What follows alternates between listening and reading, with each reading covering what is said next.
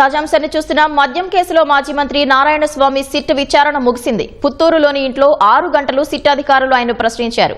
మరింత సమాచారం మా ప్రతినిధి నారాయణప్ప అడిగి తెలుసుకుందాం. నారాయణప్ప, మద్యం కేసులో నారాయణస్వామి విచారణకు సంబంధించి వివరాలేంటి? పవిత్ర, లిక్కర్ కేసులో మాజీ మంత్రి నారాయణస్వామి విచారణ పుత్తూరులో ముగిసింది.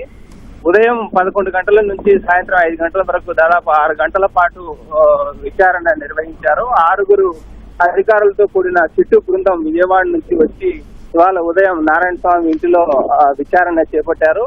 గత నెల 17వ తారీఖున నారాయణస్వామికి విచారణకు రావాలని నోటీసులు జారీ చేశారు. అనారోగ్య కారణాలతో నేను విచారణకు రాలేనని ఆయన తెలిపిన నేపథ్యంలో నిన్న రాత్రి తిరిగి నోటీసులు ఇచ్చారు. రేపు ఉదయం విచారణకు వస్తామని, తమకు సహకరించాలని, మీ ఇంటి వద్ద విచారిస్తామని సిట్ అధికారులు నోటీసు ఇచ్చిన నేపథ్యంలో ఇవాళ ఉదయాన్నే సిట్ అధికారులు నారాయణస్వామి ఇంటి వద్దకు చేరుకొని విచారణ చేపట్టారు.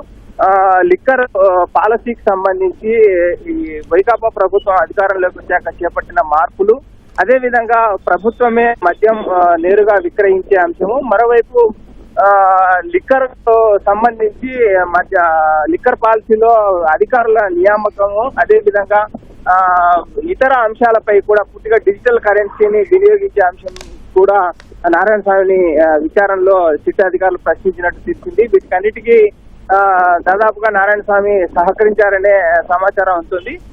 ప్రధానంగా సిట్ విచారణ ముగిసిన తర్వాత అధికారులు విజయవాడకి వెళ్ళిపోయారు.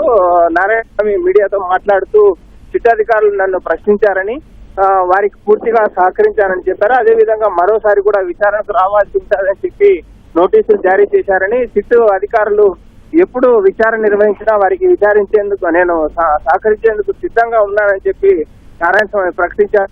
అత్యంత కీలకమైన సమాచారాన్ని నారాయణస్వామి నుంచి సిట్ అధికారులు రాబట్టినట్టు విశ్వసనీయంగా తెలుస్తుంది. ప్రధానంగా లిక్కర్ పాలసీకి సంబంధించి మార్పులు కావచ్చు, అదే విధంగా ఈ మద్యం కొనుగోలు అమ్మకాలకు సంబంధించి ఈ మాన్యువల్ ఆర్డర్స్ పెట్టే విషయంలోనూ, ఈ కంప్యూటర్ ఆర్డర్స్ లేకోకుండా మాన్యువల్ ఆర్డర్లు ఆన్లైన్ లో ఆర్డర్ తీసేసి మాన్యువల్ గా ఆర్డర్ ఇచ్చే అంశంపై కూడా తనకేమీ తెలియదు అన్నట్టు నారాయణస్వామి చెప్పారు. నేను ఒక రబ్బర్ స్టాంప్ గా పనిచేశాను తప్ప నిర్ణయాలన్నీ కేవలం వాళ్ళే తీసుకున్నట్టు సిట్ అధికారుల దృష్టికి నారాయణస్వామి తీసుకొచ్చడం మనకు తెలుస్తుంది. ఇలా పలు అంశాలపై నారాయణస్వామి దగ్గర నుంచి సమాచారం రాబట్టిన సిట్ అధికారులు మరోసారి విచారణకు రావాలని ఆయనకు నోటీసులు జారీ చేసి 6 గంటలు విచారించిన తర్వాత తిరిగి విజయవాడ వెళ్ళిపోయారు. పవిత్ర, ధన్యవాదాలు నారాయణప్ప.